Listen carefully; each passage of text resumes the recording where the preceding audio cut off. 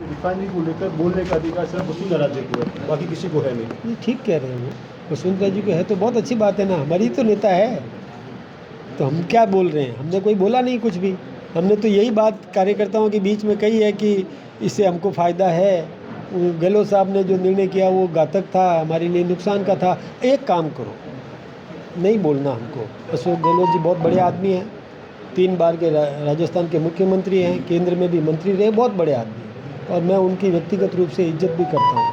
लेकिन जो मैंने कहा कि 3736 करोड़ रुपया प्रति वर्ष बिना ब्याज के 15 साल तक देना है, आप गूगल पे मोबाइल, अभी ये मेरी कॉन्फ्रेंस ख़त्म हो जाए उसके बाद में गूगल खोलना, गूगल पर बाड़मेर ये रिफाइनरी लेना और उस रिफाइनरी का पूरा जन्मपत्री निकाल के देख लेना। जो मैंने कहा उसमें कहीं फ़र्क आ जाए तो मुझे ABCD शुरू करनी है, और यदि फ़र्क नहीं आए तो उनको कह देना कि थोड़ा आप भी देख लो वापस जो आपने किया है। ऐसा अभी सचिन पायलट ने एक बयान दिया कि सरकार चुनाव फिर नहीं कराना चाहती, फिर इसको आगे बढ़ा दिया पंचायत राज को चुनाव को लेकर और इस सारी चीज़ों, क्योंकि वो अपनी हार से डरे हुए हैं। एक आप तो जागरूक हो, सचिन जी क्या कह रहे हैं उसमें राजनीति है। आप जागरूक हो कि चुनाव कराना निर्वाचन आयोग का काम है जी, जो एक स्वतंत्र संस्था है।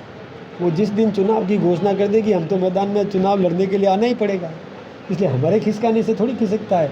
सरकार की मंशा पे नहीं, उन्होंने सरकार की मंशा चलती नहीं है, निर्वाचन आयोग तय करता है। मैं यही तो निवेदन कर रहा हूँ आपसे, चुनाव करवाने का काम निर्वाचन आयोग का है।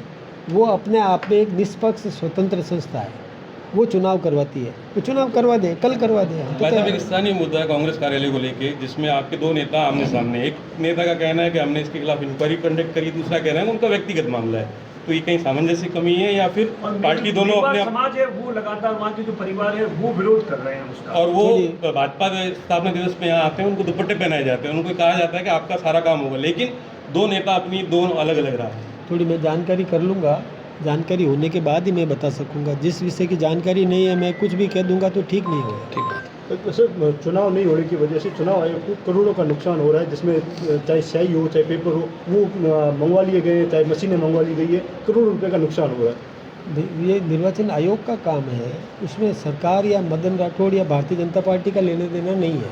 हम तो पार्टी हैं और पार्टी तो चुनाव में जब भी मतलब आचार संहिता लग जाएगी हमको निभाना है, हम उम्मीदवार खड़ा कर लेंगे, हम चुनाव लड़ेंगे। धन्यवाद। जो काम है वो निर्वाचन आयोग स्वतंत्र है।